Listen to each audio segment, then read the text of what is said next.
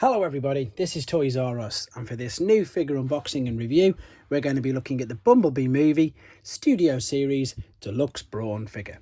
So what we're going to do with this video, we're going to unbox him live in a second, have a look at the entire contents of the packaging. We're then going to have a detailed look at him in both of his modes to help you decide how you want to display him. We'll do some comparisons with him and his original G1 toy, and of course we can also have a look at how he scales and looks with some other figures from the same toy line. Right, before we get started, I need to thank Robot Recruits because that's who I pre-ordered this from, and they got it shipped to me nice and safely. So let's have a look at the packaging then. So we've got, there it is, the on-screen image, of course, of Brawn from that epic battle scene on Cybertron in the Bumblebee movie. And there it is again. We've got his number. He is number 80 in the Studio Series. We can see that he's going to take 18 steps to transform, and in all honesty I've got the other ones from wave 1, but this is the one I was most looking forward to seeing, so that's why I'm starting with this guy. Right, let's have a look inside him then. Yeah, and again, I've said this before, I'm going to say it again on this video. I really think that these figures have bridged the gap between the people who collect Generation 1 and the movie verse. Myself personally, I've always just appreciated a good transformer. It doesn't matter if it's a movie bot or not. And yeah, so but these definitely do. They look absolutely fantastic. You can see that he's quite a small figure by the comparison of the box. Obviously a lot of the base was this part here, where again we've got the lovely battle scene. I'm going to try and get rid of the glare for you. We've of course got the instructions in here, there they are, and of course the safety thing. Right, what I'm going to do now then is just set him and his weapons free from this case, and then we'll have a look at some first impressions. Okay then, so let's do some first impressions. I've set him free from his packaging and he looks really good. So this is just fresh out of the package. We're going to have a more detailed look at him in robot mode a bit later on, but let's just quickly have a look at the head sculpt, which looks really good. There's articulation in it. It won't go backwards and forwards by the looks of it, but you can turn it. Shoulders, you can see a ball and socket joints. We've got a waist swivel. We've got bicep flexion. We've got knee bend. We've got ankle rock. Again, pretty much everything you'd expect from these newer figures. Great colour scheme, translucent plastic on the back. A lot of the screws and everything are hidden all around the back, which I think is a real good idea. It doesn't take too much away from the actual figure then.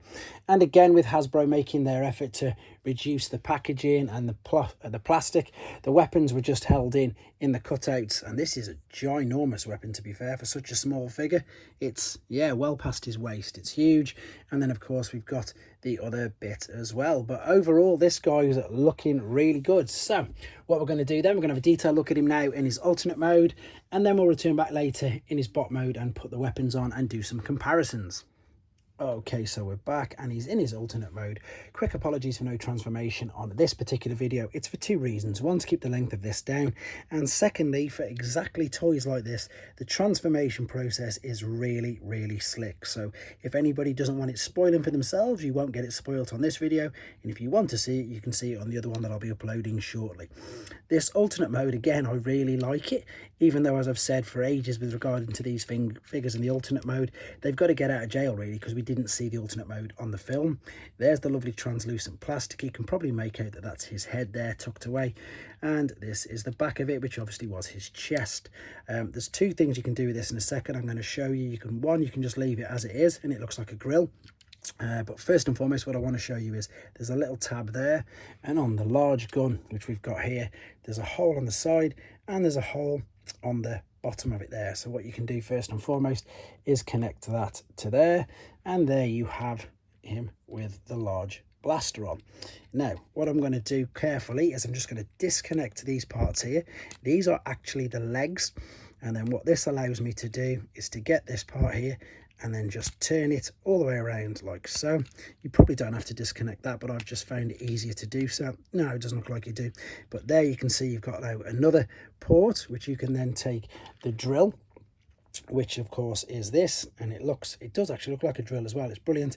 There is of course the dowel. We can then attach this to the front, and again it makes it look even better in my opinion. So this Cybertronian vehicle, it looks really, really good. We can pop it up on the display stand here. This is of course taken from the beginning of the film with the battle scene, and I'm going to very carefully, I think, just zoom in for you. Oh no, we can't see it because of the reflection.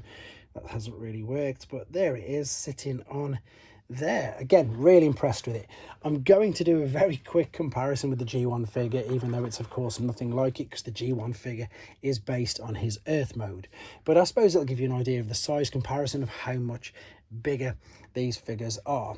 Anyway, there you go. That's a good look at him, I think, in his alternate mode. We're going to come back with him in his robot mode for the final time and put the weapons and see how he displays with his accessories. Okay then, back for the final time, back in his robot mode. This is the way I'm going to be displaying him, and now let's see how he looks with his accessories as well. So I've made sure everything's the correct way around as well. Turn the fists around, because the first look was literally just let's pull him out of the box. Again, everything just tucks together really snugly. Transformation process, very satisfying. You will get to see it in a second. So we've got the drill, which he can actually hold as well, of course, like that, as part of a weapon, and of course his actual main gun. This again is ginormous, and we can pop this in his hand like so. Let's see if it counterbalances him. Only slightly, but with this there's a lot of articulation, so we can, yeah, fully straighten him out there. I'm going to see if again if I can get him balanced on this display stand right there. Yeah, I'm really liking the look of that, to be fair. Quick look at the instructions, although I didn't show you much. They're quite self-explanatory, to be fair. You've, of course, got the red colour for the Autobot, looking really, really nice. And I'm just going to take him off here for a second. Again, it's not a very, very good comparison, but for those who are interested, this is his G1 self, which, of course, he's a world away from. But there's a great homage there to his, of course, original, I'm going to say head sculpt, but it's not, it's a head mold. And then finally, let's just have a quick look and see how he scales with Soundwave. This is the only other figure I've got at the moment in this particular line of toys. I've got some more movie bots, but they're just so different. So I'm just going to keep using these ones. So to give you an idea, obviously Soundwave is Voyager and this guy's Deluxe, but he is a little small, I suppose, but again, that's what the way the figures, some of them come, and I do like it because it means that they scale really, really well. But guys, I've just got to tell you, and to wrap this up, I'm very impressed with this figure. I think it was well worth the wait, and yeah, I think he looks great. I'm really excited to see the rest of this particular toy line. So I hope you enjoyed looking at him. I hope it helped you with your decision if you wanted to get one as well. Again, if you want to see the transformation process, it'll be put up in a separate video. If you don't want it spoiled, you haven't had it spoiled. So thanks very much for watching, guys. Take care. Thanks for watching. Like and comment, and don't forget to subscribe.